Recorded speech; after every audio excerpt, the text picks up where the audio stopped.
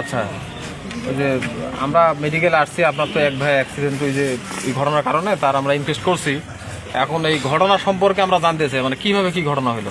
গাইবান্ধার সুন্দরগঞ্জে এক মর্মান্তিক সড়ক দুর্ঘটনায় প্রাণ হারালেন এক মোটরসাইকেল আরোহী। এই ঘটনায় গুরুতর আহত হয়েছেন আরও একজন। সোমবার দুপুরে গাইবান্ধা সুন্দরগঞ্জ সড়কের সুন্দরগঞ্জ পৌরসভার ৫ নম্বর ওয়ার্ডের গাজীরকুড়া এলাকায় দুর্ঘটনাটি ঘটে।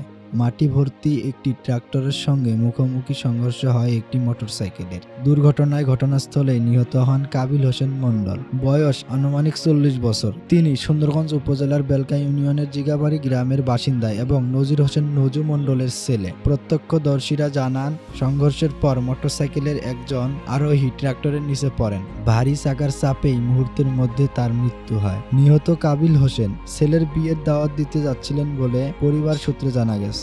আনন্দের সেই যাত্রায় মুহূর্তেই পরিণত হয় শোকে। এই দুর্ঘটনায় তার ভাই হাতেম আলী গুরুতর আহত হয়েছেন। তাকে উদ্ধার করে দ্রুত হাসপাতালে ভর্তি করা হয়।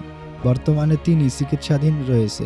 ঘটনার পর এলাকায় শোকের ছায়া নেমে এসেছে। দুর্ঘটনার কারণ অনুসন্ধানে কাজ শুরু করেছে সংশ্লিষ্ট কর্তৃপক্ষ। আমি যখন পিছন সাইড থেকে করলাম একটু ফলো করি, মানে ডাইন সাইডে পড়ে যায়, যদি আমি জানতে পারছি ঠ্যাং ঠুং ভাঙে। ডালার ডাং নেগে ভাই আমার ওই বাম সাইডে চলে গেছে গাড়ির নিচে। আপনার গাড়ির কোন পাশে ছিলেন?